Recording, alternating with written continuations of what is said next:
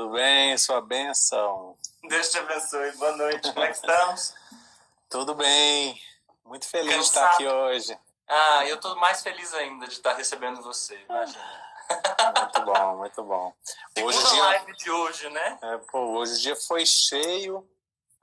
Mal parei para respirar aqui, mas revigorante, estamos aqui. Muito bem. Bom. Que bom que você aceitou o nosso convite.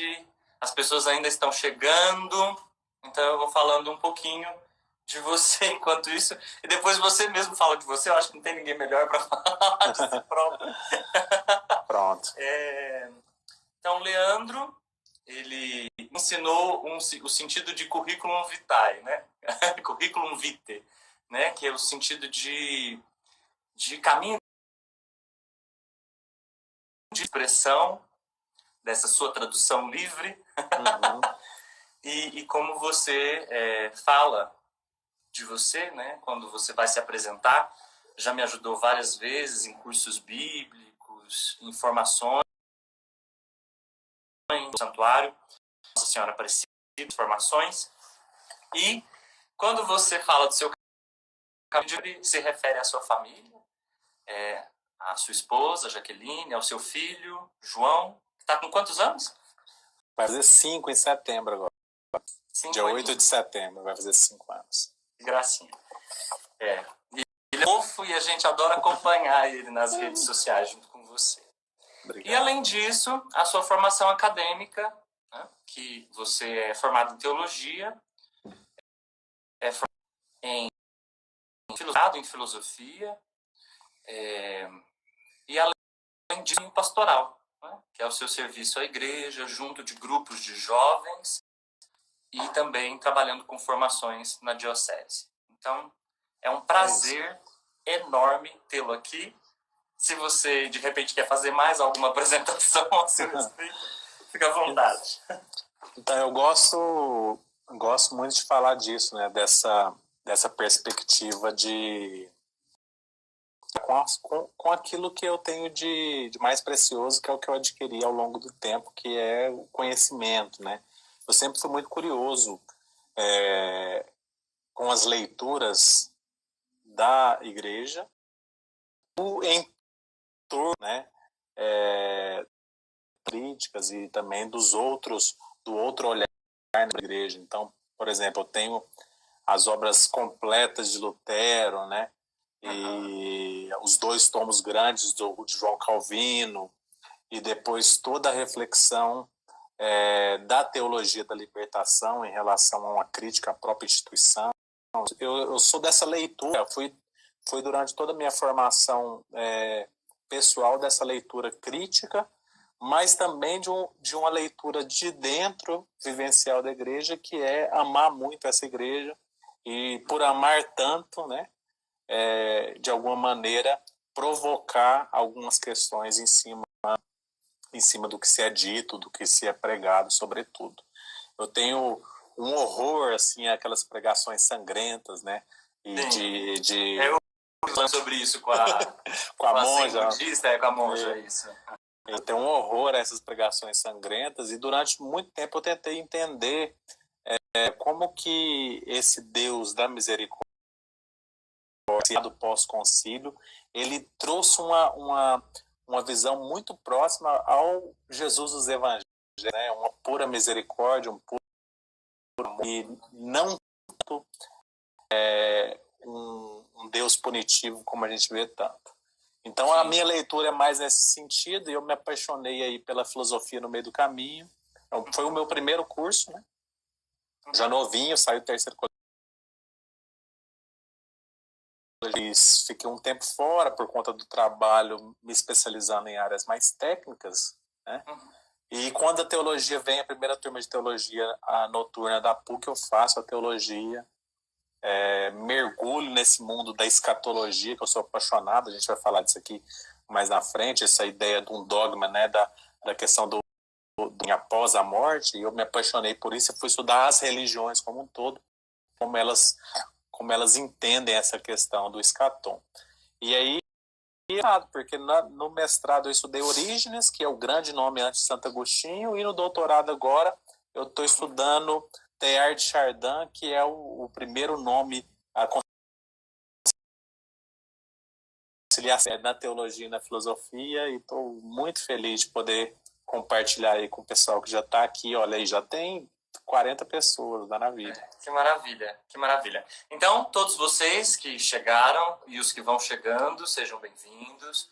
Vou dizer de novo da alegria que eu estou sentindo de você ter, especialmente porque eu gosto muito de te ouvir falando, e ainda mais sobre esse tema das religiões. E hoje a gente vai tocar nesse assunto, porque é a nossa segunda live da série Igreja, Política, Fundamentalismo Religioso e Cultura.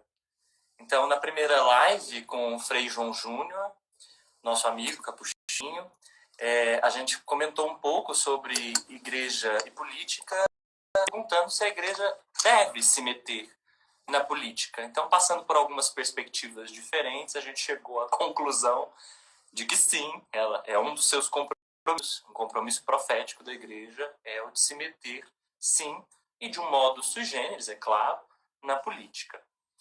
E hoje, nessa segunda live, a nossa vai ficar contornando esse trinômio igreja, política e fundamentalismo. Então, eu não sei você, mas eu conheço algumas definições de religião. São muitas as definições. Uma definição que muito me agrada é dizer que a religião é uma institucionalização de um carisma originário.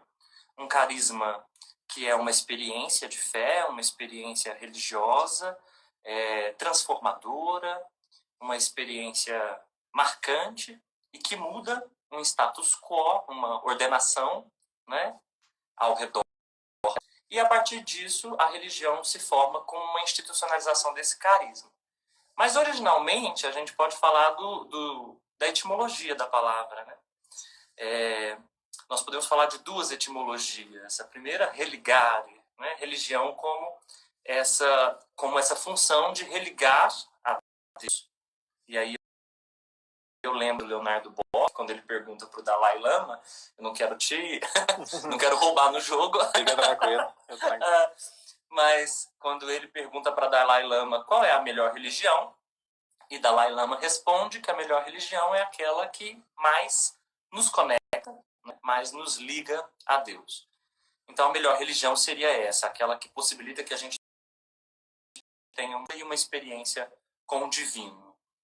Então esse é o sentido de religar, mas tem um outro sentido também que eu gosto muito, que é o da etimologia religere, que é o de reler, né?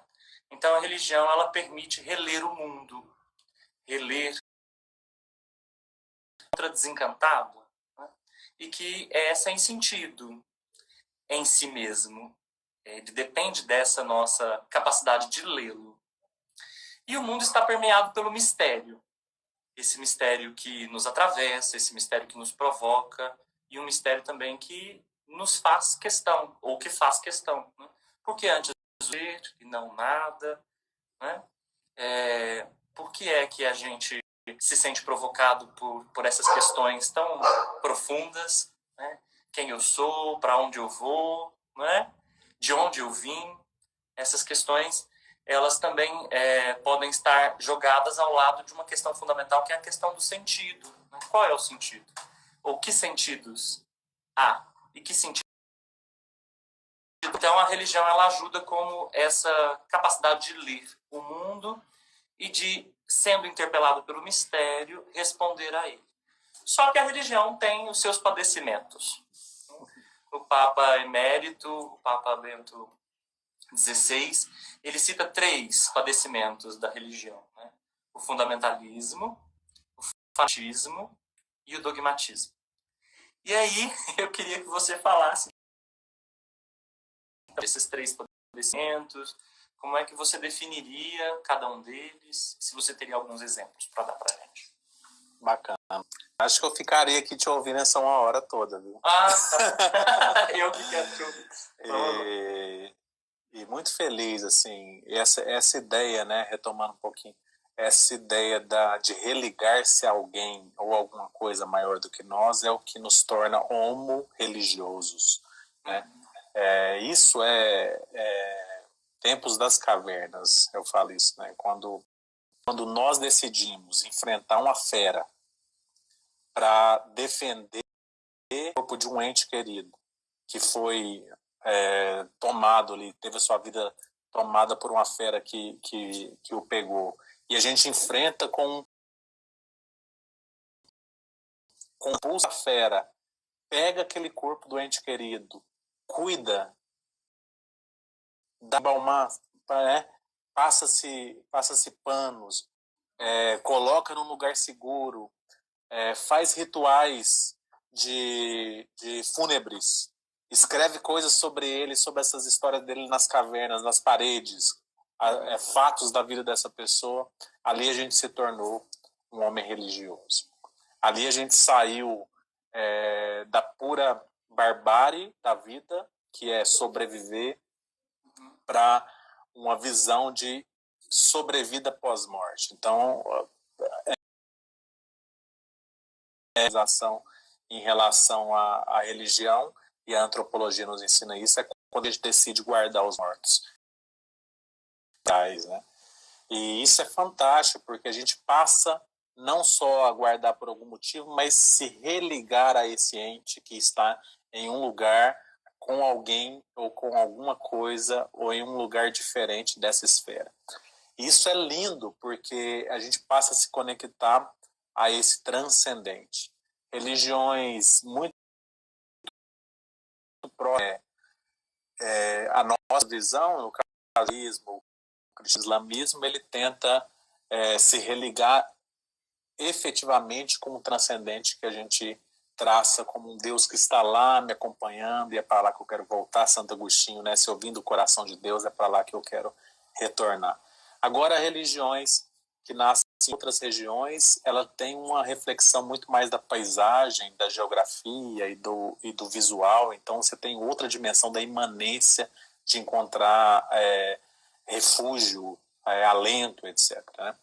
E especificamente no tema proposto, a gente fala de dogma como aquilo que é fundamental em todas as religiões, ou em várias religiões você tem o dogma, ou seja, uma verdade ali indiscutível posta, mas toda vez que você coloca um ismo na frente, então o dogmatismo, o fanatismo, o fundamentalismo começa a ficar complicado a situação em relação a isso. Por exemplo, tem dogmas muito interessantes na Igreja Católica, o próprio dogma sobre Deus, né, sobre Jesus Cristo como Filho de Deus e como o próprio Deus, sobre a criação do mundo, sobre o ser humano, sobre os dogmas marianos, no nosso caso, o dogma relativo à infalibilidade papal e também infalibilidade da Igreja, e os dogmas relativos ao escatom, né, à escatologia. Se a gente pensar isso como verdade indiscutível ou construção do próprio homem, a gente entende que ao longo de uma religião tão antiga como a nossa, 2000 anos, é preciso criar essas verdades para educar o povo. Mas quando essas verdades, ou seja, justamente aquele fanatismo, ou seja, que eu supero uma questão psicológica, um fervor excessivo em cima de uma verdade, e parece que só essa verdade vale, aí eu começo a ter grandes problemas em relação ao tema. Então é algo que começa no psicológico, o fanatismo, então, ele é um estado psicológico excessivo, mas a princípio estava ligado. Naturalmente a pessoa começa a trabalhar sobre algo que é religioso para ele, mas o zelo se torna obsessão. É quase que quando a gente vê por aí as relações abusivas de obsessão, a gente entende que isso vai se tornando algo patológico, ou seja, é um problema realmente psicológico, patológico. Então, todo aquele que é fanático, então no fanatismo obsessivo, se torna uma patologia psicológica, e isso atrapalha muito esse zelo. Tem um livro maravilhoso que fala O Zelo de Deus, né? Vai mostrar nas religiões todas essas questões dos grandes dogmas, das grandes verdades. E é interessante que não existe a verdade, né? Existe a verdade, o olhar daquele que conta. E eu gosto muito de falar disso, né? Quando interpelaram o ainda na cadeira de Papa, né? Qual que é o caminho que nos leva a Deus? Um repórter italiano, famoso por entrevistá-lo, né? Até que fez a última biografia dele agora, e estava crente que o Bento diria um caminho, né? O de Jesus. E Bento falou: quantos caminhos há pessoas? Cada pessoa vai encontrar o seu próprio caminho de encontro a Deus. E isso já traz uma leveza totalmente contra o fanatismo e muito menos fundamentalismo, né? Uma coisa é você acreditar na verdade da sua fé, da sua religião e defendê-la do ponto de vista de zelo. Outra coisa é ferro e fogo enfrentando aquele diferente. E para ser bem sincero, né, a gente tem um episódio belíssimo que é com o Concílio Vaticano II. É muito recente esse discurso nosso aqui, né, Padre Eduardo? A gente está falando de 50 anos que a gente abriu as janelas para poder falar de ecumenismo, abriu as janelas para poder falar de diálogo interreligioso.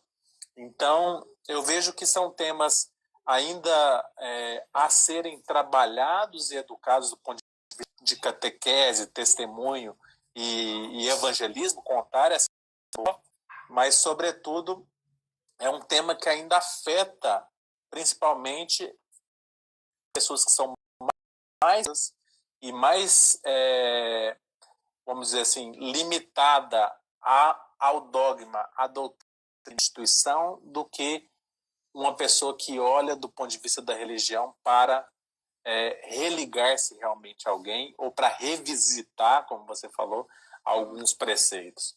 Então eu gosto de mostrar essa possibilidade. O dogma é um zelo, mas quando ele é incumbido do fanatismo, do fervor excessivo, ele passa a ser uma patologia.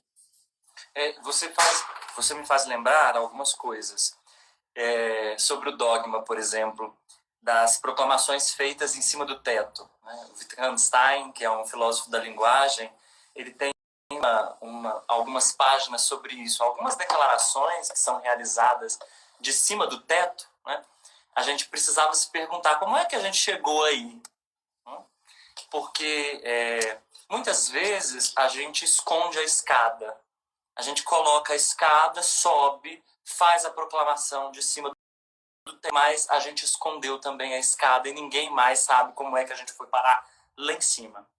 Então eu penso que também um dos traços do dogmatismo é essa incompreensão, ou que facilita, né, a cair no dogmatismo, seria justamente essa incompreensão de como é que a gente faz essas proclamações de lá, de cima do teto, né?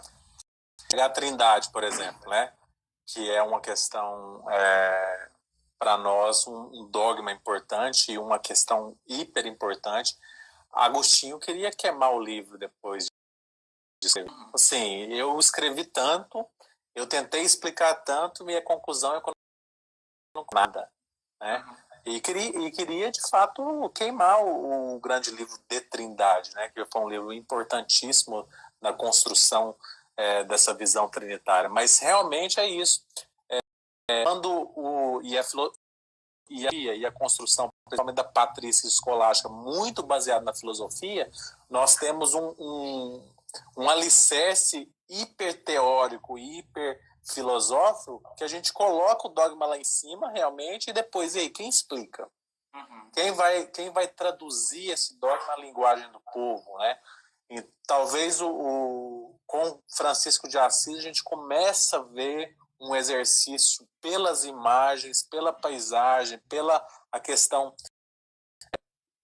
tipicamente visual de refletir sobre isso. Reconstruir uma igreja é reconstruir o quê nela? Então, uma nova igreja pós-Francisco de Assis, século XII, e uma renovação ainda mais severa agora, do ponto de vista de misericórdia, da Igreja do Novo Francisco, né?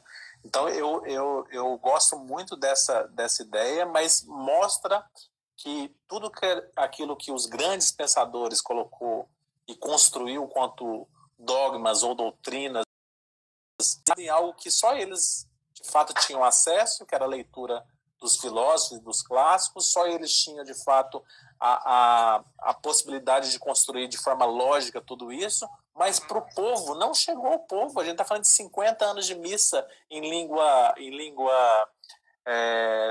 língua do povo, vernáculo, né? A gente está falando de 50 anos de pregação audível e né? O povo não sabia nada disso. Então, eu acho que a gente tem um exercício enorme hoje, né? Principalmente quem está no púlpito e também quem prega sobre as coisas da igreja, que é desvendar esse mistério. Sim. Desvendar os mistérios, e deve começar por aquele que traduziu a misericórdia em forma de gestos, que é a vida de Jesus. Por isso que eu sempre recordo, você quer conhecer Jesus, leia os evangelhos. Você disse muito bem, né, Leandro, quando você falou que o ismo é o problema, né? Porque o dogma, ele é o efeito de um processo. Então, eu acho que faz bem aos cristãos conhecerem como é que esse processo gerou certas proclamações, né? Então, falta uma catequese que realmente ajude as pessoas a pensarem sobre o que ficam, porque eles são frutos de processos históricos, frutos de processos políticos, e eles não são afirmações de fé que caíram do céu, prontas e acabadas, né? E essas mesmas formulações, elas ainda... Eu gosto de uma definição de dogma, que é a definição de uma tensão. Dogma não é só uma afirmação cristalizada. Então, ele ainda tem a dizer. Então, a gente pode visitar um dogma e tem algo a ser dito a respeito daquilo. Especialmente porque, embora seja uma afirmação cristalizada e um marco importante para a fé, não está pronto, né? Não está definitivamente pronto. Há lacunas, há o que ser pensado a respeito daquilo ainda.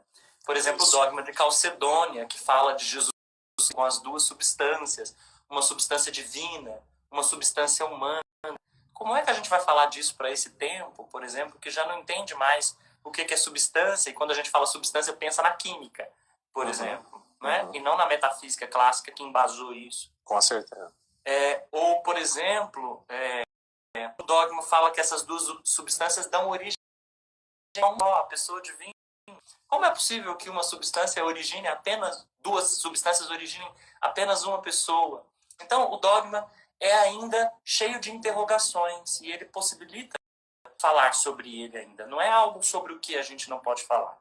Com certeza. E isso é uma coisa interessante, um trem interessante, para ser mineiro. Um negócio interessante é isso, poder falar, né? Porque quando a gente está embarcando no fundamentalismo, no fanatismo, o diálogo acabou. Né? Acabou qualquer possibilidade de discussão. A verdade se torna uma chancela, que você tem que aceitar e que vem de cima para baixo e que você não pode conversar sobre isso e nem discutir sobre isso. Interessante. Eu gosto muito dessa ideia. O fundamentalismo ele nasce principalmente no século XX, com o advindo do protestantismo, fazendo uma leitura mais ou que a gente chamaria de literalismo, né, dos estudos bíblicos, né, que traz uma complicação do ponto de vista de você não ler segundo uma tradição, vamos dizer assim, né? E aí evidencia muito mais o fundamentalismo em religiões islâmicas, porque está muito voltado à questão midiática, mas existe fundamentalismo em toda religião, que existe um texto sagrado, sobretudo, que pode ser interpretado por alguém. E aí está o grande problema. A livre interpretação ou a pouca sobre sentidos dos textos sagrados. E aí eu gostaria de falar um pouco sobre isso, né? Quando a gente fala que que tudo que se diz, né, que o Papa diz na cátedra, né, na cadeira de Pedro, é infalível, ou tudo que está no texto sagrado ele é infalível, a gente tem que entender esse infalível do ponto de vista de verdade salvífica, e não infalível do ponto de vista de coisas científicas, coisas que a ciência já provou, que não é uma teoria, é uma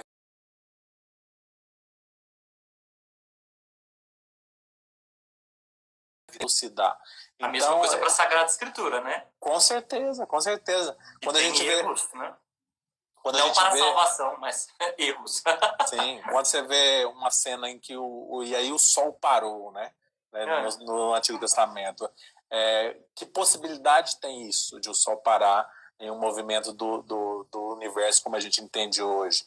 Ou quando a gente fala da visão literalista de pensar na criação do homem do barro. Então, assim, que fundamento que tem isso com da evolução pós-Darwin, né? Então, tudo isso a gente deve refletir com um olhar aberto do ponto de vista de que a ciência vai evoluir a cada dia, a cada instante, e nem ela tem a verdade absoluta, resolver um problema como esse que é o Covid, mas também ela nos elucida do ponto de vista de que a infabilidade não é do ponto de vista da letra, é da salvação. A verdade salvífica, a verdade de que Deus enviou o seu Filho, a verdade de que Deus tem um coração misericordioso com o seu povo, essa é a grande mensagem das Sagradas Escrituras, ou o entorno em volta da dogmática como um todo. Mas a grande dificuldade é entender isso. Como que eu posso ler um texto e não ler ao pé da letra? Aí eu vou falhar, aí eu vou ser fundamentalista se eu ler ao pé da letra e querer de fato cumprir aquilo. Eu preciso entender o sentido literal, ou seja, o que o autor diz naquele tempo, naquela geografia, para aquela comunidade específica, com todo o seu arcabouço de compreensão. Ela é pesada segundo a pessoa que escreve. Não tem uma revelação absoluta do ponto de vista de ditar somente aquilo que existe uma compreensão histórica sobre aquele que escreve também. Então, o sentido literal que se fala na exegese bíblica é a compreensão qual que foi o sentido que o autor quis dizer. Mas não só vale esse sentido. Também tem um sentido de quem lê. Então, tem a intenção do autor, né? Intentio auctori. Tem a intenção do leitor, intentio lectori. Tem a intenção do próprio texto, intentio ipse textus, que esse texto vai dizer alguma coisa sempre a alguém, em algum lugar. Ou seja, a escritura ela passa a ser viva nessa perspectiva, que ela vai sempre dizer alguma coisa. É como os poemas, é como um quadro pintado. Alguém vai no museu, duas pessoas muito próximas, vai no museu, olha aquele quadro e aí você entrevista os dois. O que você... o que ele diz para você? Cada um vai falar uma coisa. Leandro, desculpa te interromper, claro. Mas essa sua afirmação, né, de que o fundamentalismo surge associada a essa interpretação bíblica literalista. E, de fato, o termo parece que aparece em 1960 no dicionário Oxford.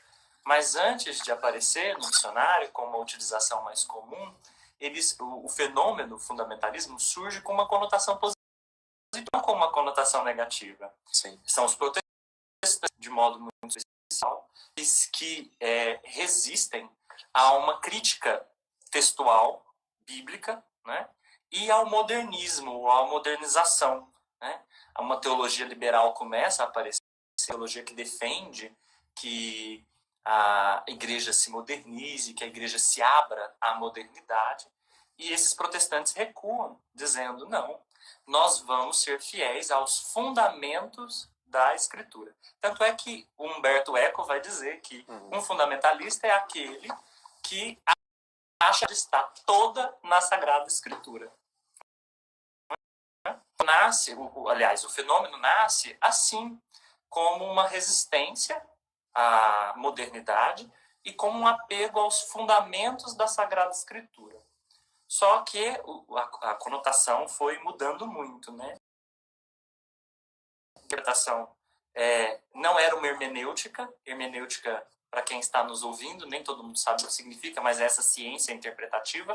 O fundamentalismo é anti-hermenêutica, ou seja, ele não topa uma hermenêutica. Às vezes uma hermenêutica leve, né? Não uma hermenêutica que é essa de que você falou, que pergunta pela intenção do texto, pela intenção do autor, que entende que o leitor continua a escritura enquanto lê, né? E por isso, porque recua eles permanecem muito mais nesse literalismo, né? E aí, fundamentalismo vai ganhando cada vez mais essa conotação de alguém que não aceita, né, aquilo que é dito pelo outro, ou a ciência, que não topa com a modernidade. E depois, com os terrorismos, né, que são feitos, podem ser... Eu lembro que a Al-Qaeda e também o Talibã, eles assumem alguns terrorismos, né? E quando eles começam a assumir alguns terrorismos, a mídia começa a usar essa terminologia fundamentalismo para falar de repente, o fundamentalismo vai ganhando mais essa conotação associada a uma interpretação literalista e associado também ao terrorismo. A atos de terror, né? Aos atos de terror. E é interessante que a pedagogia deles é essa, né? Tem basicamente duas causas. Uma primeira causa é pós-concílio, por isso você está certo, de 1960. E como, por exemplo, antes do Concílio Vaticano II, um católico não podia casar com um protestante. Proibido o casamento entre católicos e protestantes. Seja luterano, seja calvinista, etc. Né? E depois presbiteriano, né? Que eram as grandes duas correntes, os luteranos e os calvinistas. Não podia. Aí quando você tem um Concílio Vaticano II em que há esses, e você tem uma relação muito mais tranquila, então o batismo, né, do ponto de vista trinitário, se você é batizado na Igreja Católica, você pode ir no luterano, calvinista ou assembleiano. Você pode, não precisa ser batizado de novo lá. E vice-versa, se um luterano quiser vir para a Igreja Católica, ele não precisa ser batizado aqui. Então, esse processo da flexibilização, vamos dizer assim, de algumas questões específicas da religião, permitiu, claro, um diálogo maior, ecumênico e depois interreligioso, com o hinduísmo, islamismo e judaísmo. Foram essas quatro, né? Cristianismo, judaísmo, islamismo, budismo e hinduísmo, também no Concílio Vaticano II, em uma encíclica específica. Surge nesse momento, então, essa perda de identidade. Então, na perda de identidade, começou essa vontade de reforçar cada vez mais uma identidade que tinha sido flexibilizada. E aí, as primeiras causas do fundamentalismo, que é a perda da identidade. E talvez a segunda maior causa realmente é a quebra das barreiras geográficas. Agora a gente está falando de globalização completa. Eu estou falando da facilidade de ir e vir a qualquer lugar do mundo e da questão midiática também evidenciar outras culturas, outras referências que a gente não tinha. Era comum uma pessoa, mesmo no século início do século, e morrer sem conhecer uma outra cultura diferente. Sim. E aí, com a globalização, a gente vê a retomada de algumas coisas que, por exemplo, no mundo islâmico, a questão da burca, né? Que é sempre uma questão problemática quando a gente vai falar sobre o islamismo, a questão da mulher, Quem inventa a questão do véu não é muçulmano. O véu é Paulo, né? Uma carta de Paulo falando, mulheres, usai, né? Colocai o véu. E em uma das cartas de Paulo você tem essa ideia do véu. Então, no mundo islâmico, a burca ela é evidenciada quando muçulmanos passam contato com mulheres bizantinas e passa a ter contato com essa ideia, né, das mulheres persas também, com os véus, e fala, vou adotar essa questão. Então, o véu não nasce do ponto de vista no mundo islâmico, ele é retomado como uma questão muito mais problemática. Aí você tem uma burca realmente, algumas que tampam e mostram só o olho, outras mais flexíveis, como só o véu enrolado na cabeça, como a gente vê em Uberlândia aqui, várias mulheres muçulmanas usando. Então você tem essa retomada por conta de acesso a outra cultura, ou seja, a outro povo, a outra religião, e também como proteção. Então você vai usar os símbolos, usar a questão física muito mais forte quando você quer proteger a sua religião. Então a vestimenta. Mas olha,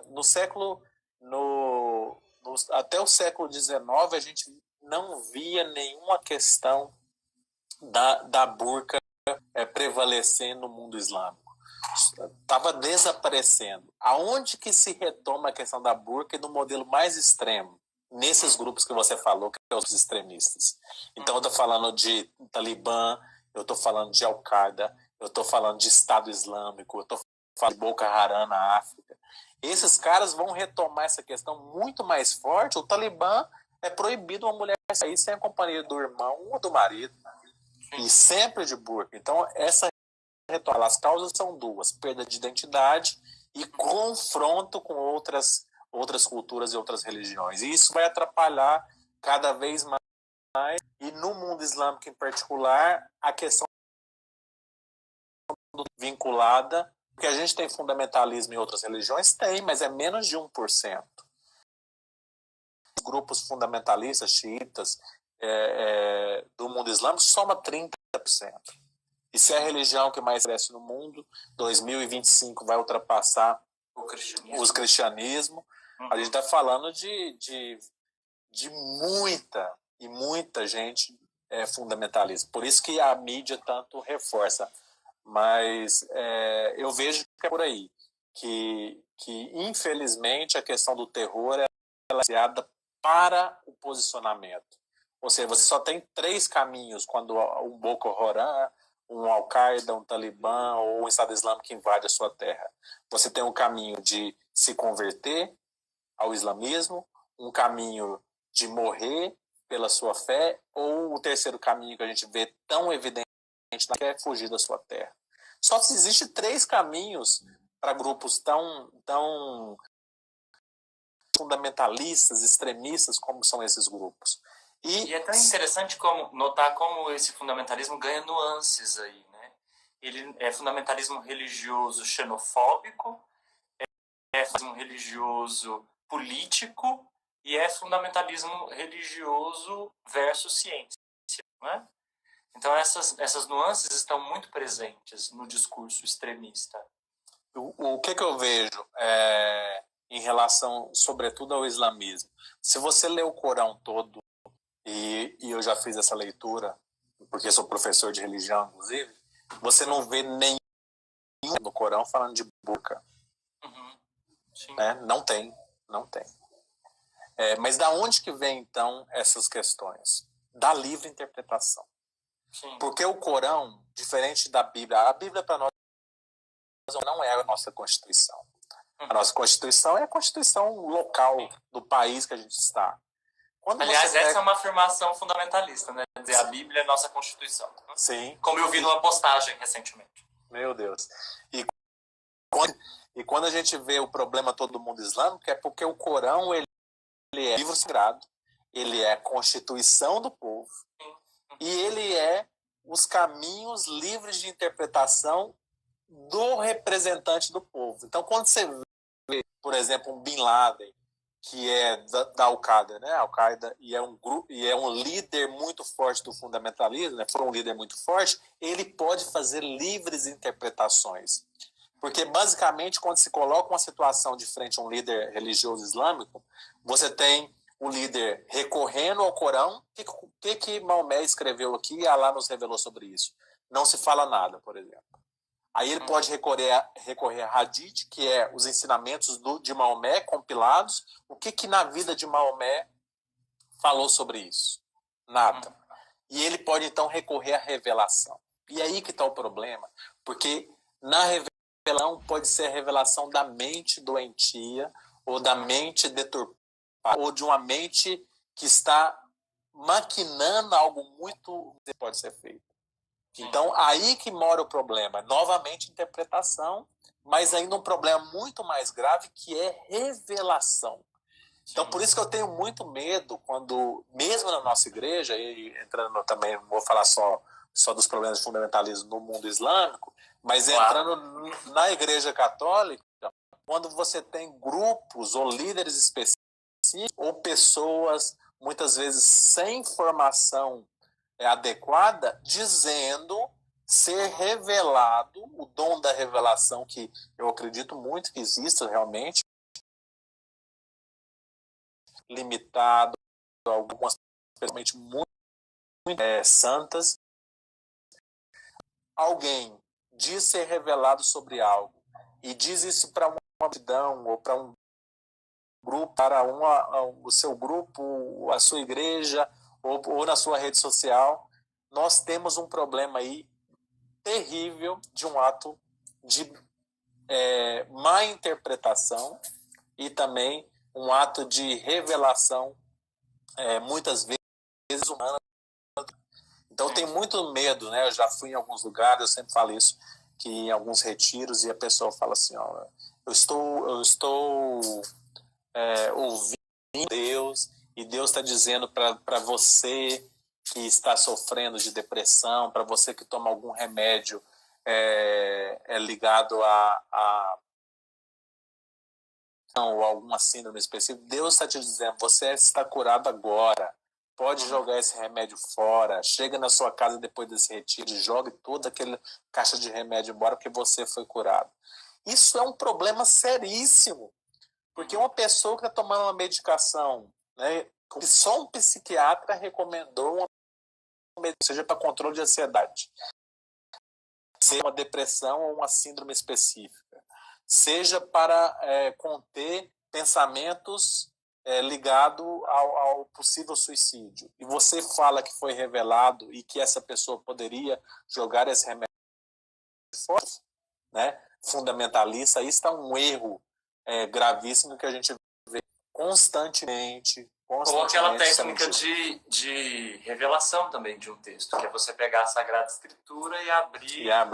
E num determinado momento achar um pedaço de texto, ler aquele pedaço de texto, fora do contexto. Significa alguma coisa, né? Que é aquela afirmação que a gente usa em curso bíblico. Um texto fora do contexto vira pretexto, né, para o erro, para a inverdade, para a má interpretação. Eu fico pensando assim, a hermenêutica é uma ciência interpretativa muito séria.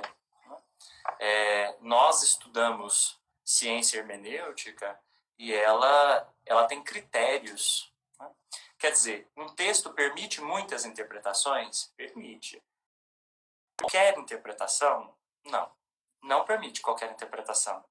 Porque um texto precisa estar situado, né? Ele não pode ser pego a esmo, né? Tirado como se fosse de um buffet que você vai e requer. Ele está numa situação, né? De contexto com todo o escrito. Por exemplo, se eu pego um texto do Evangelho, né? Ele tem toda uma definição teológica, ele tem um gênero literário, né? Ele está dentro de uma estrutura que presta para alguma coisa. Então, a gente não pode fazer muitas vezes a partir de um mesmo texto, mas não é qualquer interpretação que vale. Sim. Ela depende de uma arqueologia do texto, ela depende de uma exegese, quer dizer, de cientistas que foram lá, estudaram os códices mais originais que a gente tem, né? Comparações textuais, comparações literárias, sabem definir o que pertence a um autor, o que não pertence, o que é pseudoepigráfico, no sentido de que não foi escrito pelo autor, mas está ali, foi acrescentado depois, sabe? Então, fazer esses tipos de definições que enriquecem muito a leitura, mas que também colocam que a leitura possa ser feita. Então, eu, particularmente, penso que inspiração não tem nada a ver com um sopro, né? Ou alguma, sei lá, um cochicho no ouvido. Mesmo a inspiração da escrita, a própria igreja define a sua inspiração não como um dado, como pensado até Tomás de Aquino, não. Com a crítica textual, a gente sabe que a inspiração divina não é um ditado. Pelo contrário, é a experiência de um grupo, de uma comunidade, uma experiência de fé, uma experiência de perseguição, muitas vezes, mas uma experiência que se traduz numa catequese, né? E uma experiência que é falada em primeiro lugar, né? Sim. Oral, passada de pessoa para pessoa, de pai para filho, até que ela vire letra. Então, de fato, a letra mata, né? Como o próprio texto bíblico diz, a letra mata, é o espírito que vivifica. Um texto não significa absolutamente nada, é morto, é letra morta enquanto a gente não o lê, mas à medida que a gente o lê, ele também nos responsabiliza. E ele nos responsabiliza de modo que a nossa interpretação não pode ser qualquer interpretação. E não pode ser, por exemplo, pegar o texto a esmo, né? Como se ele fosse qualquer coisa. Né? Sim. Então, essa sua fala sobre a interpretação me pensar essas outras inúmeras questões. Né? Sim. Então, o Gabriel está falando, né? A interpretação dos textos deve ter um olhar sobre o gênero, né? O que está falando aí de valírico, etc. Literário. Você não pode ler um texto sagrado descartando primeiramente o gênero literário, né? Então a gente tem vários gêneros, por exemplo, só no Antigo Testamento a gente está falando de gêneros que são extremamente jurídicos, né? Das leis, do que pode, do que não pode, né? Deuteronômios, Números, Levítico. Então você tem textos extremamente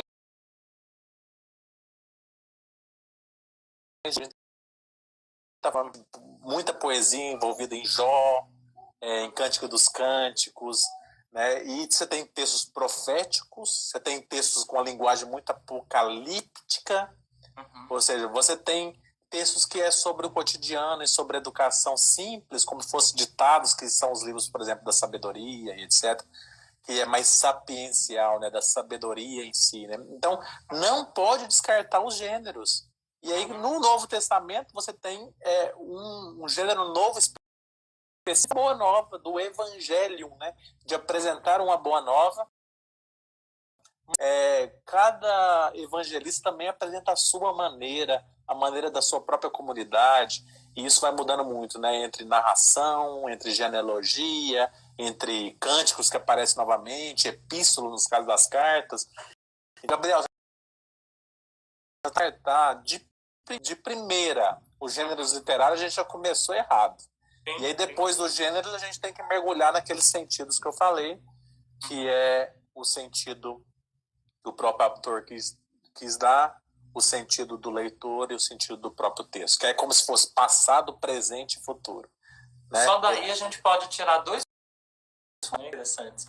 O bíblico seria absolutizado como a absolutização da letra e não do texto vivo, que é o texto proclamado e interpretado, e o absolutismo doutrinário, que é aquele em que você absolutiza um líder religioso ou alguém que representa um poder sagrado, e ele tem unicamente a capacidade de dar e de manifestar, de revelar a revelação.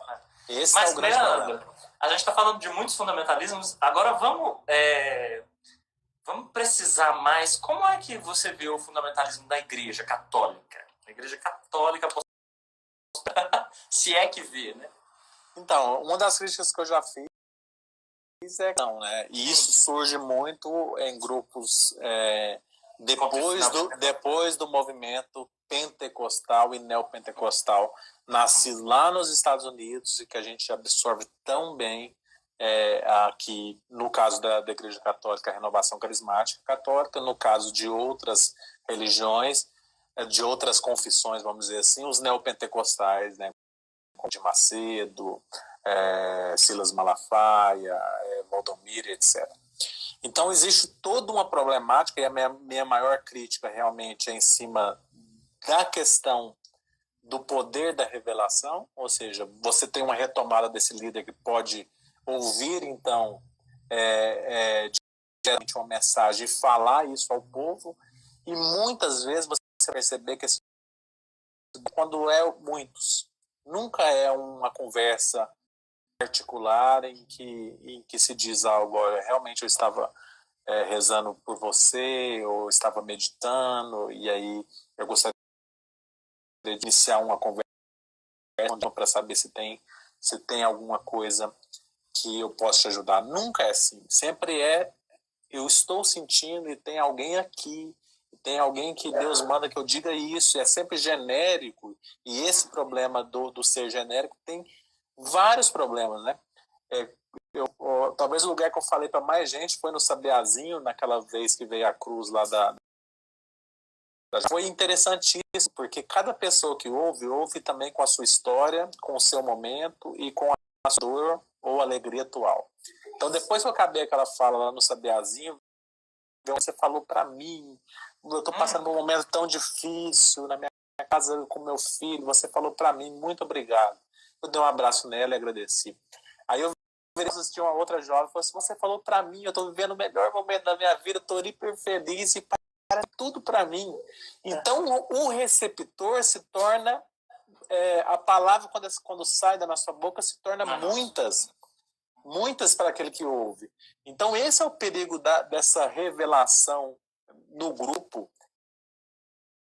Talvez eu vejo que é um primeiro problema. Ler de forma literalista o texto, ao pé da letra, essas pregações tão complicadas em cima mais da letra antiga, que é o Antigo Testamento, e não a visão de Jesus do Novo, e o problema da revelação, coisas para um grupo como se fosse canal específico de revelação. Lembrando que quando Maomé decide escrever o Corão, ele estava no pior momento da vida dele, ele tinha tentado suicídio, e ele vai para uma caverna, porque alguém disse para ele, no ouvido dele, né, o anjo Gabriel disse para ele assim, você não vai morrer, porque a gente tem uma missão enorme para você. Vai escrever direto da boca do anjo, né, direto da minha boca, aquilo que Deus quer para a humanidade. E ele passa a escrever como se fosse um ditado, olha o problema. Então, com toda a problemática psicológica, social e situacional de Maomé, naquela situação frágil de ter tentado um suicídio, ele passa a ter recebido mensagens ditadas e vai escrever no Corão. Mas os estudiosos, eu sou bastante estudioso do Antigo, do Novo Testamento. Quando a gente lê o Corão, você vê esse passear entre judaísmo, entre cristianismo, entre uma raiva excessiva do judaísmo, entre uma visão muito positiva do cristianismo, mas como Jesus como sendo um profeta, mas ainda um menor profeta do que o próprio Maomé, e aí você tem toda uma problemática em cima disso. Falando disso por quê? Porque quando a gente decide falar que a gente é o canal, que alguém diz algo para que a gente possa falar, eu estou cometendo o erro da minha história, a minha fragilidade, a minha limitação em dizer direto da boca de Deus. Então, porque não tem jeito de ser desencarnado, né? É sempre a encarnação que faz a filtragem daquilo que a gente experimenta religiosamente, ou daquilo que se experimenta religiosamente, né? Então, nesse caso, Maomé é alguém situacionado, né? Com uma situação histórica, contextual, e é isso que faz filtro para a experiência religiosa, né, dele. Aliás, a experiência religiosa está nesse contexto. dele. Eu fico pensando também que há alguns outros fundamentalismos, por exemplo, de achar que a Igreja Católica é a única Igreja de Cristo, que foi um dos motivos para os seguidores de Lefebvre se separarem, né? Fazerem aquela cisão com a Igreja Católica Apostólica Romana. Eles fizeram essa cisão por causa disso, por causa de não aceitar a modernidade que o Vaticano II estava propondo, né? O adornamento, essa modernização, abrir as janelas, abrir as portas, deixar uma lufada de vento novo entrar. Então eles se separam por causa disso. O quanto isso está ligado, por exemplo, ao Opus Dei, com o papismo, com o ultraconservadorismo que ela prega, né? Que para alguns grupos está na moda, né? Grupos de extrema direita. Está voltando, né? E sempre voltando. Se é que deixou de estar aí, né, no cenário. Porque tem muita gente que acha que fundamentalismo é uma discussão datada, e não é uma discussão datada. É uma discussão muito... Agora está voltando, assim, está sendo regurgitada com uma potência enorme, né? E a partir de movimentos pentecostais, o que levou aquela grande cientista da religião, a Karen Armstrong, é o último vômito de Satanás, olha só. Né? O Instagram já me avisou que faltam 1 minuto e 56, ele vai derrubar a gente. Falta coisa ainda pra gente dizer. Vamos combinar de voltar, porque aí a gente vai encerrar assim. A gente termina falando um pouco dessa questão do fundamentalismo da Igreja Católica, e depois a gente fala de fundamentalismo e política e encerra. Pode ser? Tá bom. Todo mundo concorda de voltar? Eu espero que sim. A presença de vocês está tão boa aqui. O Diácono José Luiz falou um ponto fundamental aí, né? Que a questão que a gente já falou, absolutismo dogmático, a questão do fanatismo moderno vai trabalhar cada vez mais esse problema da interpretação bíblica e tudo mais. Sim. Concordo, mas a gente volta porque eu quero falar sobre... E aí, somos a única via de salvação ou não? E eu quero brincar um pouco com o fundamentalismo bíblico, ainda pegando uns textos específicos para a gente só fazer um joguete aqui com Vamos eles. voltar, então. Então tá certo. Fica todo mundo aí. Volta. A gente ainda tem alguns segundos. Tem 45 segundos. Dá tempo de eu falar fundamentalismo. Mas gostaria então de começar anunciando por isso. A gente tem uma visão que somente nós seremos salvos, e isso é um completo distanciamento. Todas as vezes que alguém, alguma religião, algum membro de alguma religião vai dizer isso, né, que só uma coisa que é só na defesa, né, de muitos, só aqui será salvo, passando por Jesus será salvo, e uma visão muito mais atual é a questão do pluralismo, né? Que cada um, à sua maneira, do seu modo, poderá encontrar o caminho de encontro a Deus. Essa questão do só a Igreja Católica é a Igreja de Cristo, né? A terminologia mais correta é a Igreja de Cristo subsiste católica. Não quer dizer que a Igreja de Cristo é a Igreja Católica. Sim. Então são duas coisas distintas, embora alguns teólogos, inclusive o Papa Emérito, tentem forçar a questão da subsistência como sendo o mesmo que igualdade ou identidade. A Igreja Católica é a Igreja de Cristo. Essa questão é a questão de ecumenismo, não é? Sim. E aí você falou dessa de diálogo interreligioso. Isso, porque uma coisa é você trabalhar esse ponto, né, que não só a minha será salva, mas aqueles que passarem por Jesus serão salvos. E aí você tem todo esse diálogo ecumênico proposto muito por Hans King e Vaticano II. Ok. Mas ainda por Papa João Paulo II, a gente via muitos textos ainda falando dessa abertura, mas olha aqui, você tem que passar por aqui, meu amigo. Vamos passar por aqui. Tudo bem que judaísmo, as 5 religiões mais fortes da época, eles falavam muito sobre esse diálogo, mas eles falavam de sementes do verbo lá. Não tinha uma liberdade do ponto de vista de falar que aquelas pessoas daquelas religiões seriam salvas sem passar por Cristo. Né? E esse argumento do pluralismo, do pluralismo, ele aparece mais recente, aí é bem recente nosso mesmo, um advento dessa visão mais libertária, vamos dizer assim, do pensamento, né, da teologia da libertação, etc. E a gente entende que o diálogo interreligioso é importante, mas não para que a gente possa plantar a semente do verbo ou encontrar a semente do verbo ali naquelas religiões, mas simplesmente para nos unir naquilo que temos em comum e deixar um pouco de lado aquilo que... Então, Karl Rahner tem essa frase: não haverá paz no mundo enquanto não houver paz entre as religiões. E paz entre a religião é diálogo, né? É diálogo, é entender que ao invés de ficar discutindo com um budista, no caso ontem a gente falando, se é ressurreição ou se é reencarnação, a gente pode pegar um problema muito mais sério, como é o problema da pobreza, da violência, da guerra, da mulher, cada problema cabeludo que tem por aí, grande para resolver, e esquecer um pouco a nossa divergência, se é ressurreição ou reencarnação.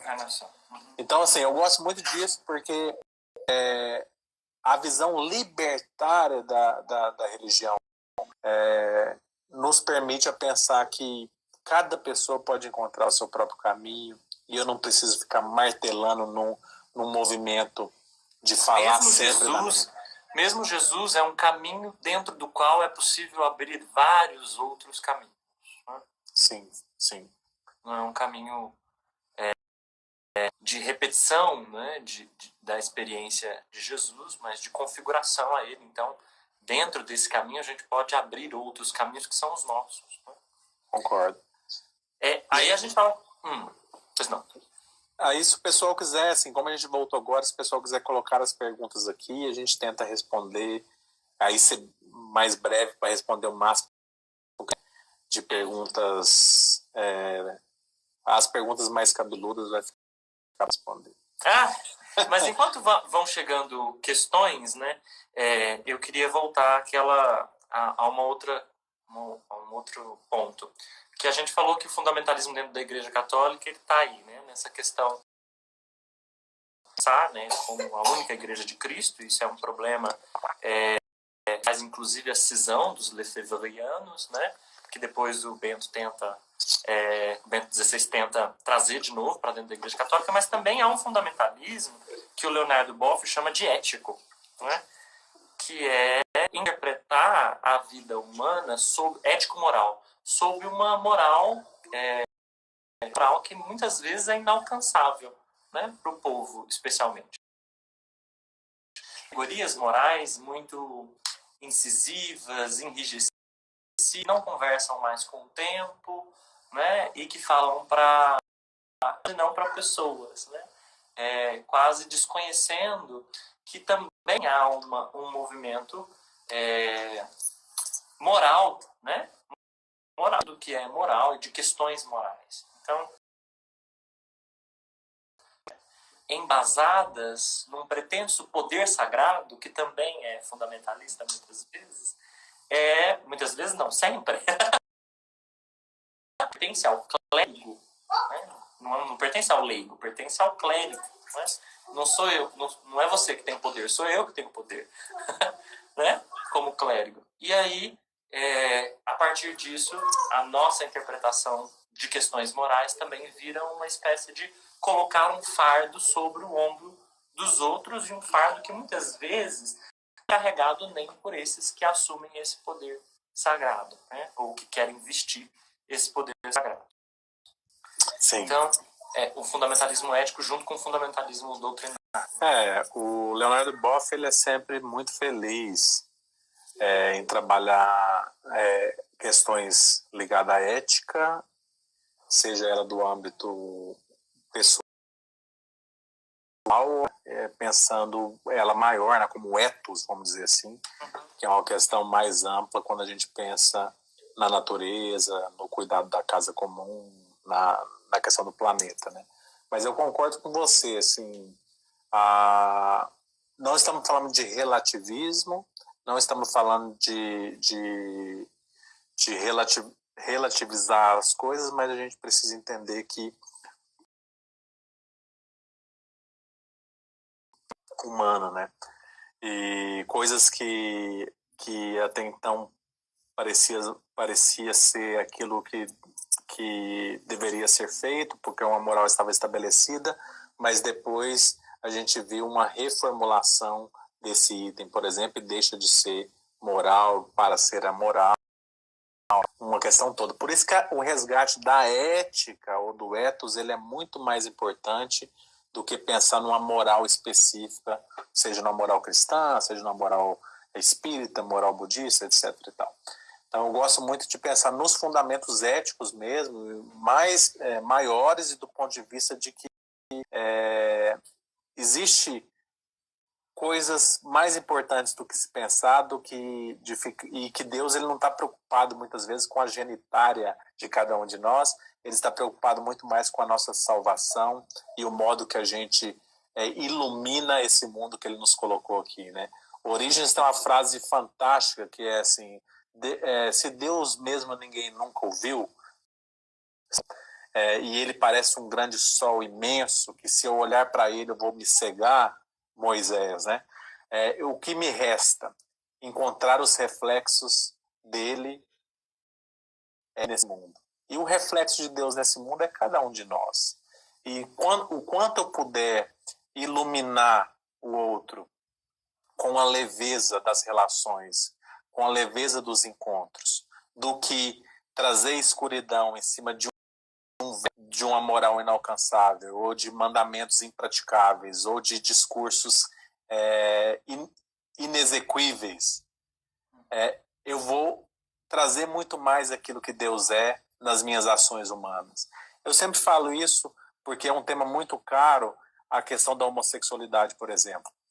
Uma mãe me procurou imensamente triste porque o pastor da sua igreja falou para ela o dia que ela contou que o filho tinha mudado para São Paulo e tinha assumido a sua homossexualidade. Depois de um fardo de ficar escondendo isso na família, ele foi estudar na USP e lá então ele libertou. E aí ele assumiu a sua homossexualidade. A mãe aflita foi contar para o pastor sobre. O pastor falou: então, eu só tenho uma coisa para falar para a senhora: o seu filho está condenado, e se ele não mudar de vida ele vai para o inferno. E essa mãe estava preocupadíssima, e ao me procurar, né, através do sobrinho, ao me procurar para pedir um conselho a alguém diferente, alguém que não fosse só o pastor fundamental da sua igreja, ela perguntou: e aí, será que meu filho realmente vai para o inferno? Eu posso fazer, etc. E aí eu relembrei a belíssima passagem do que a gente vai ser julgado para ir para o céu ou ir para o inferno, que é o dom supremo, que é o amor, né? E aí e me vestiste, estive com fome e me deste de comer. Fui peregrino, me acolhestes, estava preso e foste me visitar. Mas todas as vezes que alguém negar isso a um dos mais pequeninos, foi a mim que negou, e esses estariam condenados. Que seria cordeiros de cabrito entre heterossexuais ou homossexuais. Ou quem vive o sexo depois do casamento. Entre quem cometeu algum erro moral por a sua falha humana de ser, entre aquele que viveu numa farsa ideológica de se apresentar sempre como alguém moralmente correto, mas em seu coração estava toda a podridão humana. Então, a leveza que a gente precisa entender a respeito do mandamento de Deus é o amor. Se eu puder olhar sobre a ótica do amor, eu não estou relativizando mais supremo para julgar o outro do que a sua genitária ou a questão sexual dessa pessoa. Então, a questão do homossexualismo... É um problema antigo, né? Tão antigo quanto a humanidade, mas em se tratando de igreja, é muito interessante como o problema é sempre o problema é sempre sexual. E o quanto eles tentam amparar isso numa leitura fundamentalista do texto bíblico. Com certeza. Como, por exemplo, a gente ouve gente que vem falar conosco e cita os textos bíblicos para amparar esse tipo de posição. Deus criou o homem e mulher. O Gênesis é muito claro sobre isso. O Levítico tem lá um texto que diz que o homem se está com um outro homem. Né? Então, mais uma vez, os casos em que e a leitura ao pé da letra. Ao pé da letra. E eu sempre falo isso, porque a gente está falando do quê? Né? Um Deus que está preocupado com a genitália humana, ou um Deus que está preocupado com a salvação e com o amor e com aquilo que a gente pode fazer do bem aqui nesse mundo. Então é uma reflexão que a gente precisa entender que é muito mais nossa a problemática do que dele. Olha o João Júnior, ele escreveu uma coisa tão interessante aí, como se a vida precisasse de licença teológica para ser. Enquanto que não é vital para ser legítima. E o primeiro livro que Deus escreveu, eu sempre me recordo disso, não foi a Sagrada Escritura, foi a vida humana. Né? Foi a vida. É esse o primeiro texto de Deus. Né? Sim. Então, assim, eu fico muito preocupado com isso, sabe? Assim, essa leitura moral do olhar sobre a sexualidade ou sobre a genitália. Tem problemas maiores para a gente resolver. E tem dom maior para a gente se atentar, que é o amor, né? E a gente vê o quanto que os homossexuais sofrem, né? Porque se eles são, muitas vezes, renegados em suas famílias, sofrem preconceito no trabalho, procura Deus, muitas vezes através da nossa igreja, ele tem mais um motivo ainda para ser expulso. Porque a gente, de fato, precisa acolher de uma maneira diferente, que é a maneira como o próprio Jesus acolheu. Ele não perguntou na figura do filho pródigo, por onde você andou esse tempo todo? Não perguntou.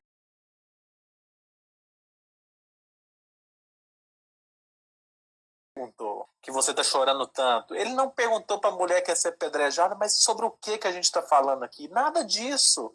Ele só amou. E quando a gente vê, mas não existia o homossexualismo na época de Jesus, mas é claro que existia. E o que Jesus fez com os homossexuais da sua época? Nada. Ele só amou. Qual é o de Jesus? Um ato de preconceito ou de repúdio contra o homossexual da sua época? Nenhuma.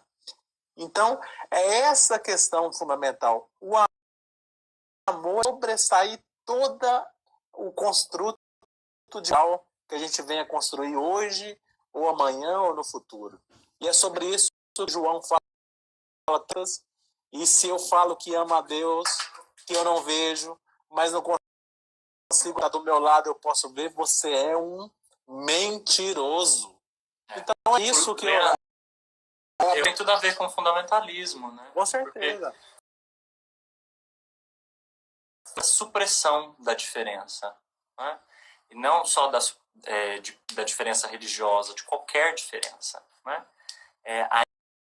O outro enquanto o outro. Né? Então, por isso que ela não é dialogante, né? E você tocou um pouco mais cedo numa questão que eu acho que é tão fundamental, que é a questão da globalização.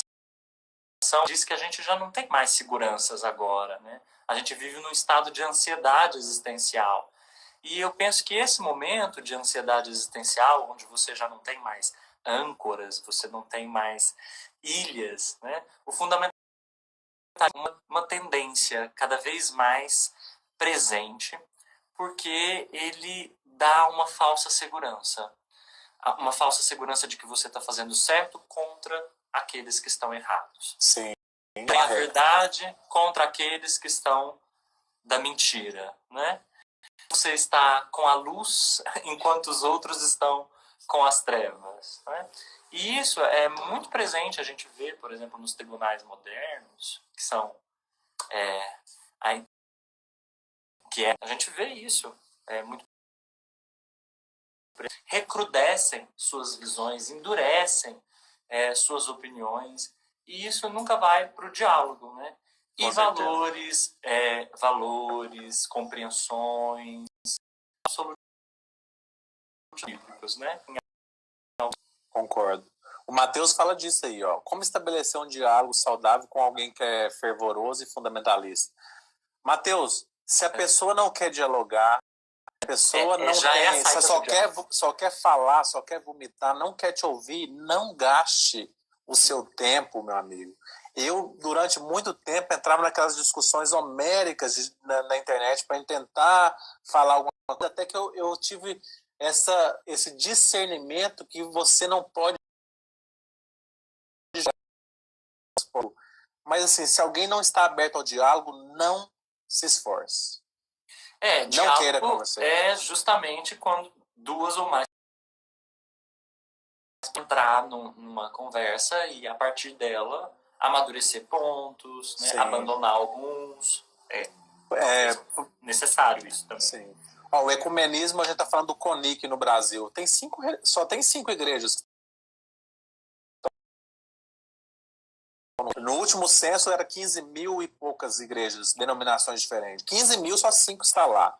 Então isso é a prova de que nem todo mundo está aberto ao diálogo, mesmo entre os cristãos. E nessas conversas que eu tenho feito sobre diálogo religioso, olha o quanto tem sido maravilhoso poder discutir coisas com outras pessoas de outras religiões, mas sempre nesse olhar também. Iniciar o diálogo, o economy é sentar à mesa, né? Sentar à mesa. Ninguém senta à sua mesa se você não antes não dá para forçar alguém a sentar numa mesa para a gente jantar e conversar junto. Então, essa abertura ela precisa acontecer e não gaste saliva uma resposta mais sensata que eu estou te dando aqui. A Lúcia falou alguma coisa aqui. Quem julga como o pastor julgou é quem está garantido. A história do pastor. Aqui é a história de um pastor, mas poderia ser a história de um padre também. De extrema-direita. Poderia ser o coordenador do grupo de jovens que é de extrema-direita. Poderia ser...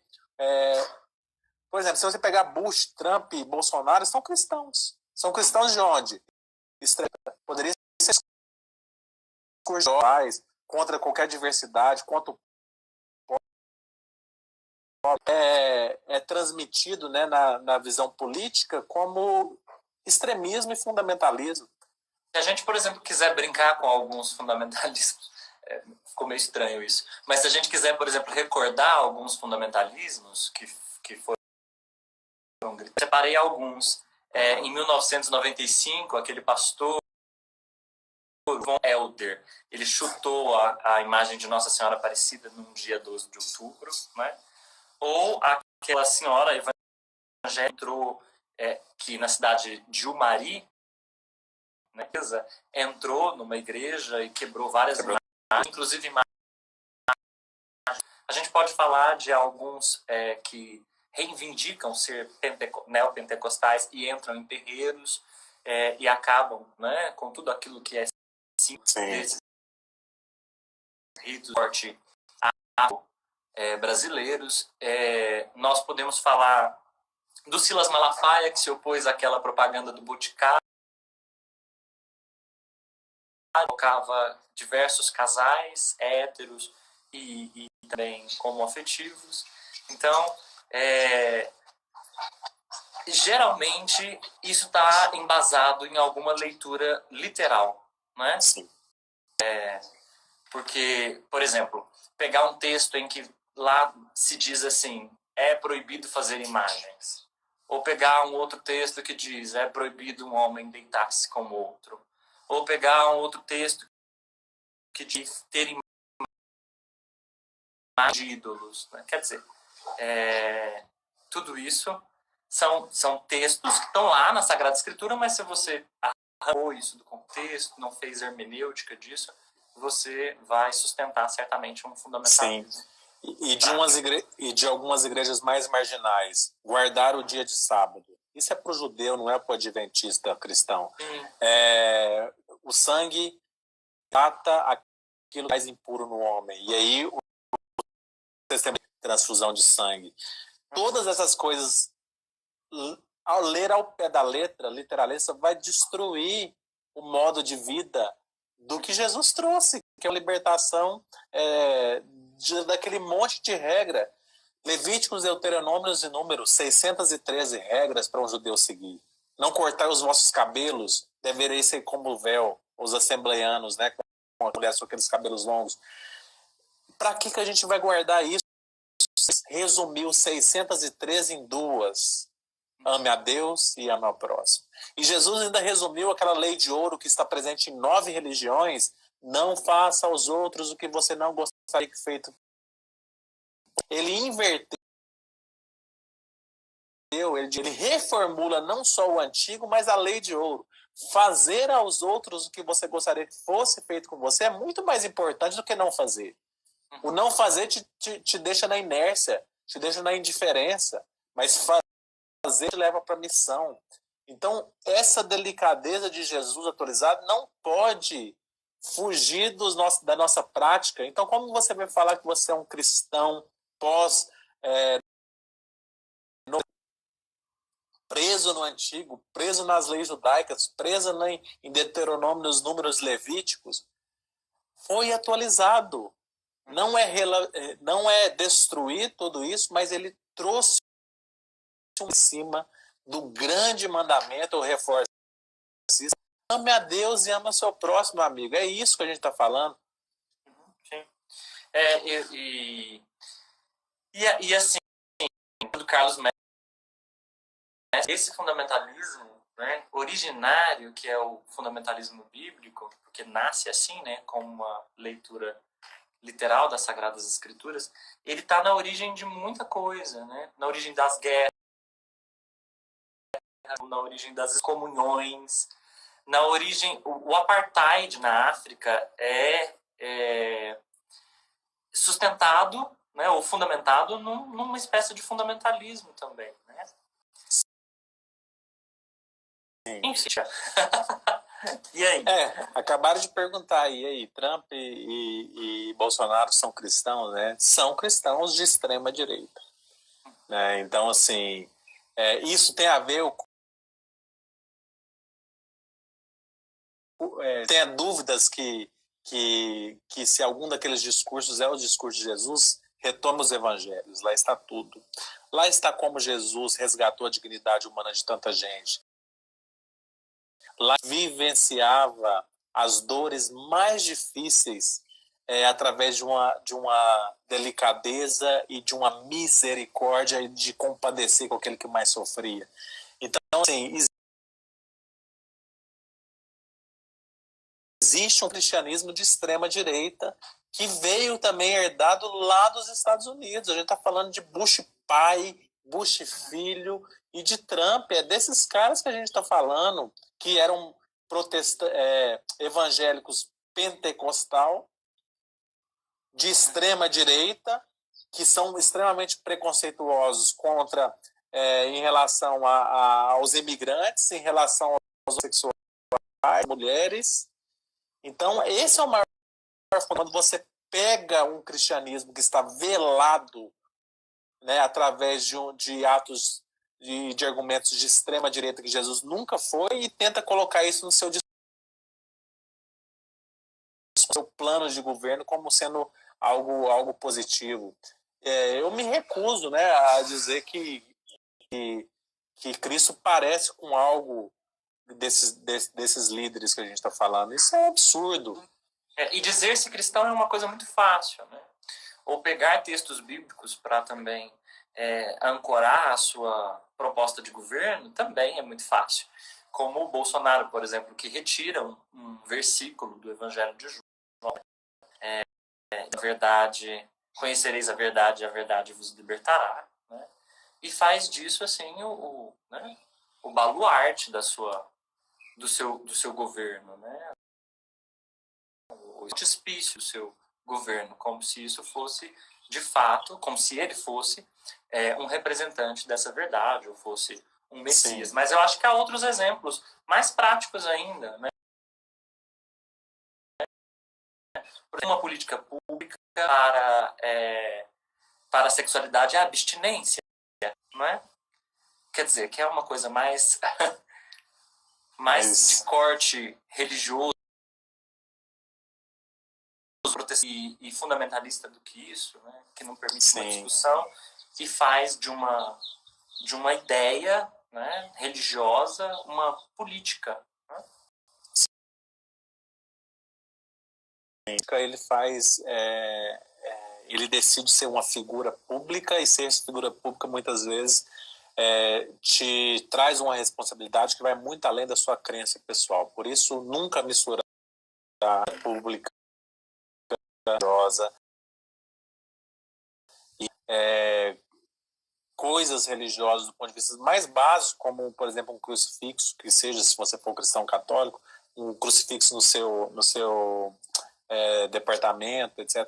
Quando a gente fala todos, e se você está fazendo uma política para todos, você está fazendo uma política pluralista, e um diálogo pluralista, e nunca um diálogo de fé. Então, por isso que bancadas de uma determinada religião, ou de símbolos, ou de discursos, ou de coisas específicas da sua religião, não faz sentido nenhum para alguém que se decide viver uma vida pública, uma figura pública do politicós, né, daquele que está ligado ao exercício em si. Eu acho que a gente faz política todo dia, política está no nosso mas nem todos estão preparados, não é só ser só popular. Político, ele é muito mais abrangente do ponto de vista de governar para todos. Nem todo mundo está preparado para isso. Todo momento, na política atual, seja em Uberlândia, que a gente tem esse fenômeno de não ter sobrado ninguém numa Câmara, né? 27 sobra 3, ou na política de Brasília, que a gente está vendo toda essa problemática. Eu vejo muito isso. Você decidir ser político e exercer a política para todos. É a visão pluralista e é resolver problemas graves e grandes, problemas que ainda carece de coisas mais humanas, mais públicas e humanitárias do que visão religiosa. Eu defendo muito essa perspectiva. Né? Essa perspectiva. Eu também compartilho dessa perspectiva. Há papel político, uma voz que é importante, que não pode ser silenciada, porque senão a gente está fora daquilo que a gente entende como democracia, e a gente teria um fundamentalismo às avessas, se assim fosse.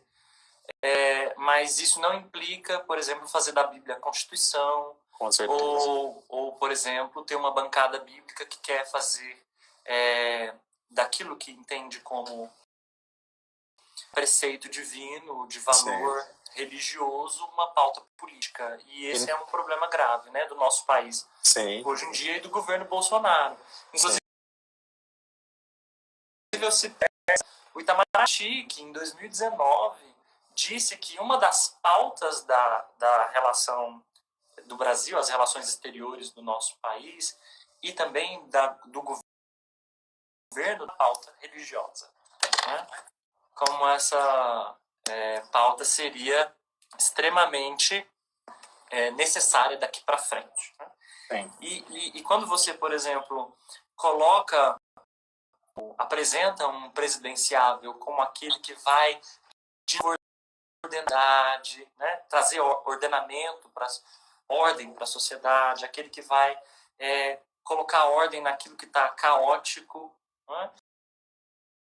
Nesse âmbito da moral, e essa pessoa se coloca do lado de religiões ou vai em várias, né? Vai na igreja católica, vai na igreja, né? Se reveste dessa cena ou faz essa cênica para se mostrar como esse detentor da verdade, da moral e da nova ordem, a gente tem alguém que está fazendo instrumentalização, né, da religião para a melhor forma possível.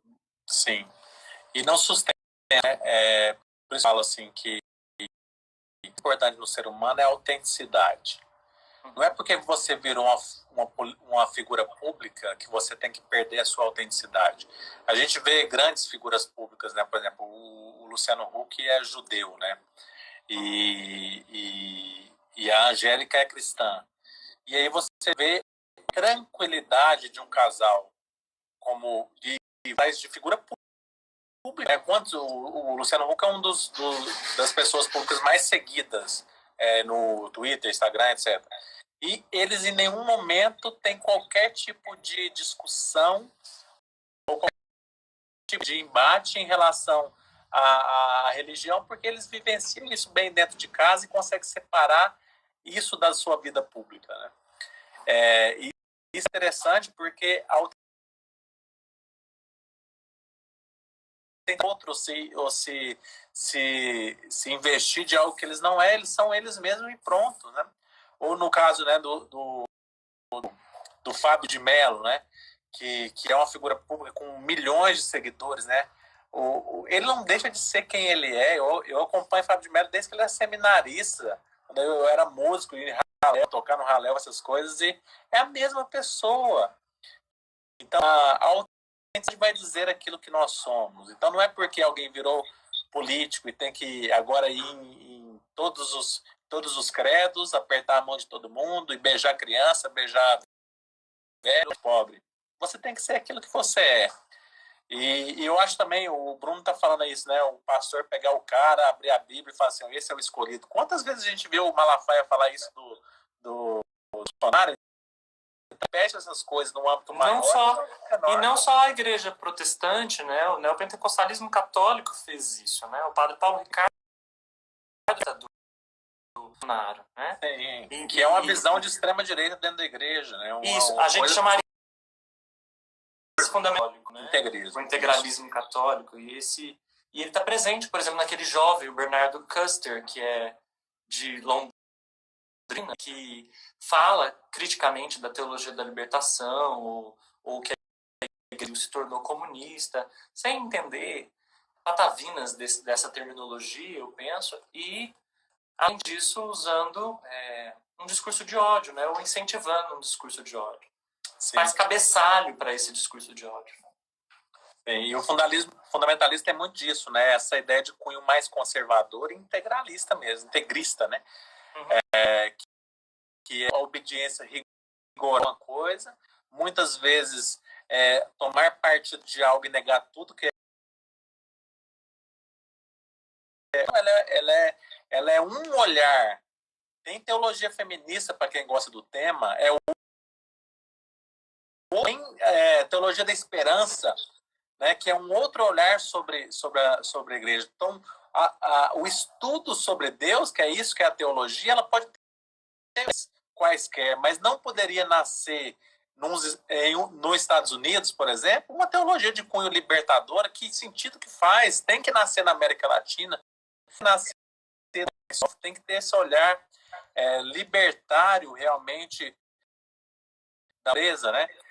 A gente está falando de 5 milhões de pessoas que passam fome no Brasil. Ficar em relação a isso, a gente está falando de 850 milhões de pessoas que passam fome no mundo. É o último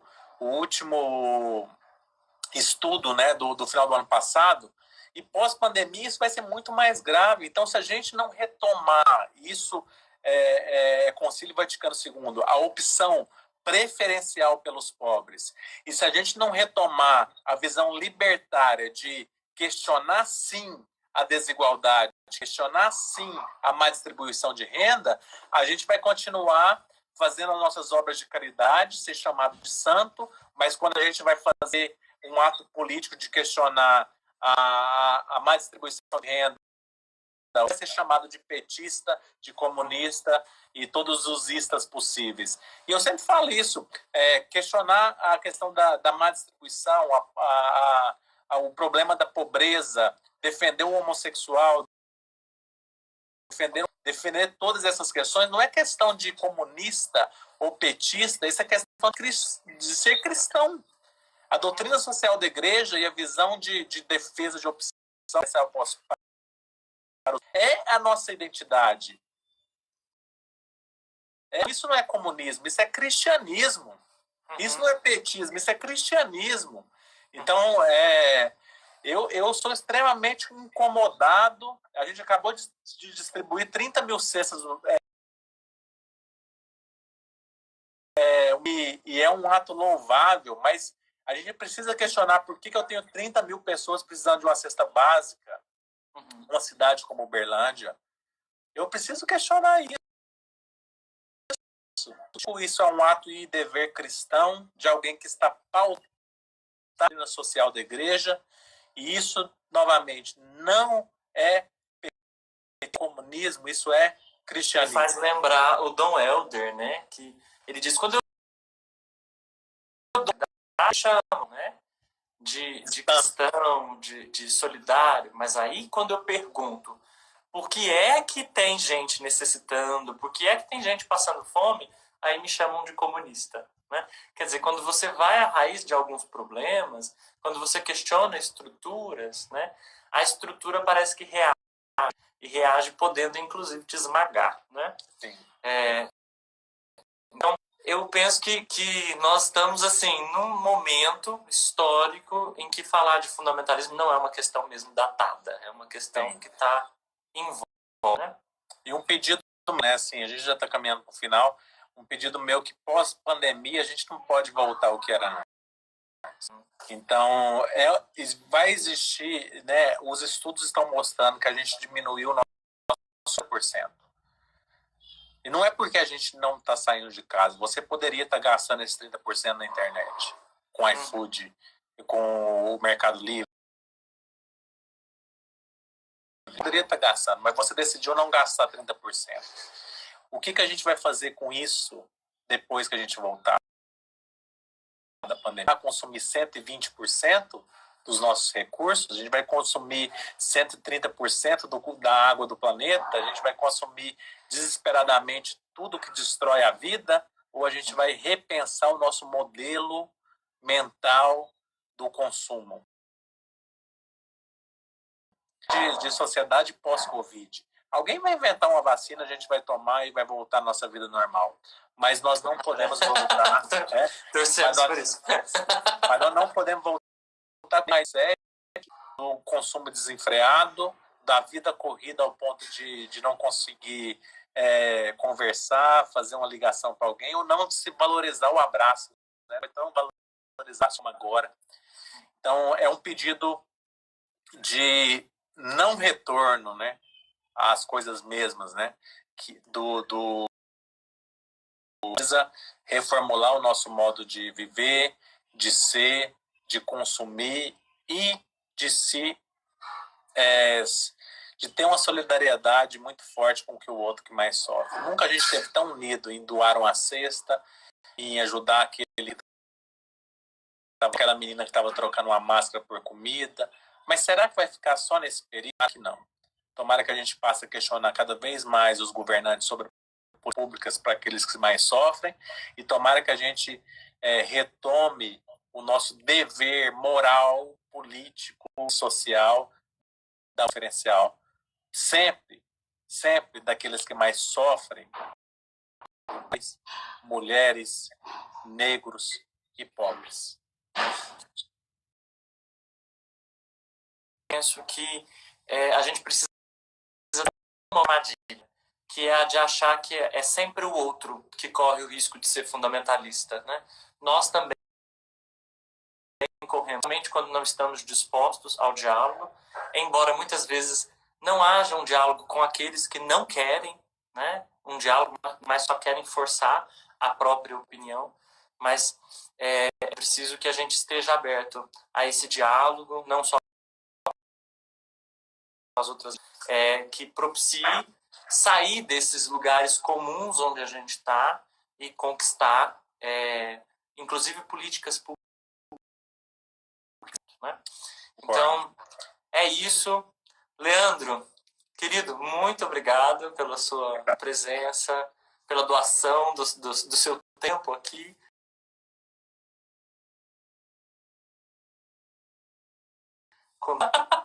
de live, né? Com o João Júnior a gente fez também esse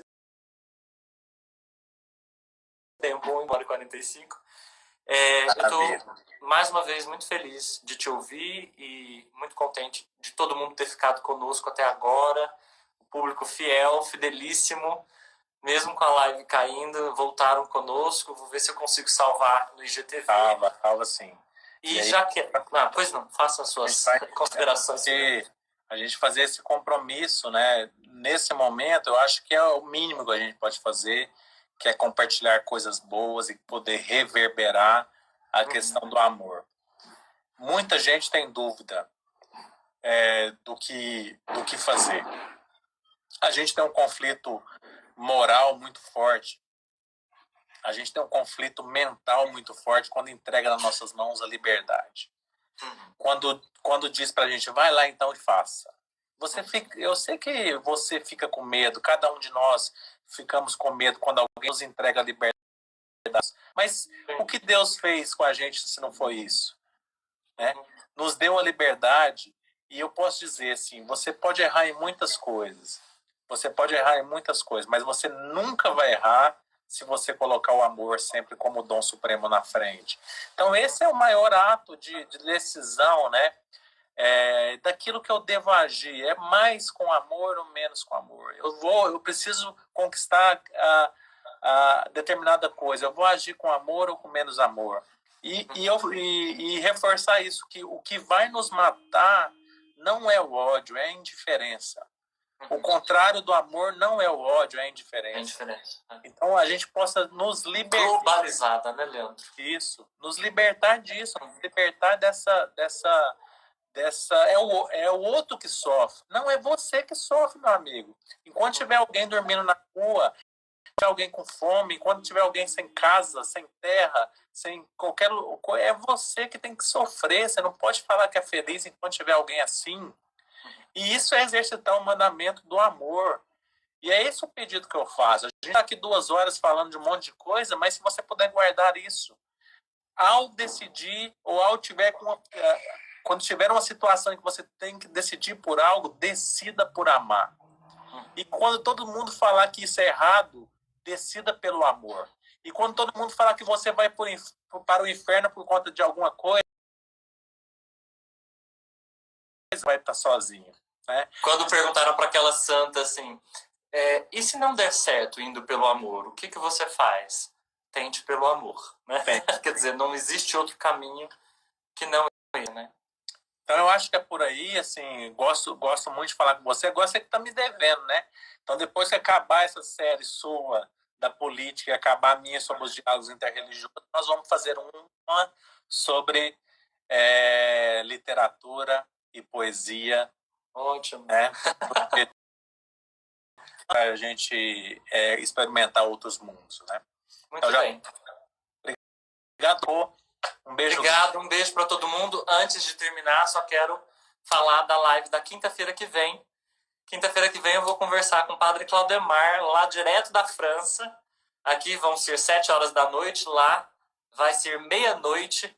Perguntei para ele se ele queria mudar o horário para ficar mais confortável para ele. Ele disse não, vamos manter assim. Quer dizer, ele meia-noite vai topar se encontrar conosco. Então, eu queria convidar todos vocês para participar. Então, semana que vem, quinta-feira, no mesmo horário, no mesmo bate-canal, a gente vai discutir igreja, política e cultura. Eu espero todo mundo. Bacana. Inclusive você. Dá um printzinho na tela, compartilha nos seus stories. Tá? E todo mundo que está aí também, compartilhar isso para que a gente... Tá? Muito bem, tá certo. Até mais. Um abraço. Tchau, beijo. Até mais. Tchauzinho. Fique com Deus.